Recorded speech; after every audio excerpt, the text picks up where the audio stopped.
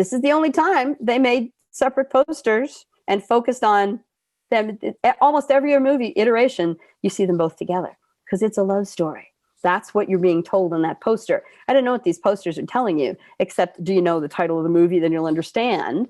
But I had several students who never knew it was a remake when they went to see it. So they had no idea. The title meant nothing to them.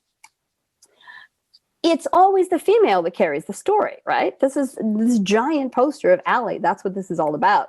All these women are the reasons these movies were made in the first place. That's what drew the box office. That's what drew the studios to support them. And every one of these is the story of a woman doing something new against the culture of her time, facing one of the various waves of feminism, right? If you think about 1937, women had had the vote for under 20 years.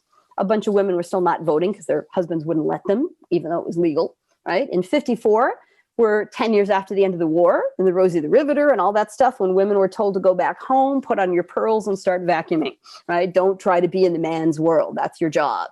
We get around to 76, and we're in the second wave of feminism. That's just 3 years after Roe versus Wade, and we're still doing the equal pay marches. We're still looking for equal pay. And if you get around to the current version, it's 10 years after the Lilly Ledbetter Act, which gave fair pay to people doing the same job. So each of these movies takes place in their female characters working truly in a world where there were still feminist issues going on, which I think is also part of what Dorothy started with.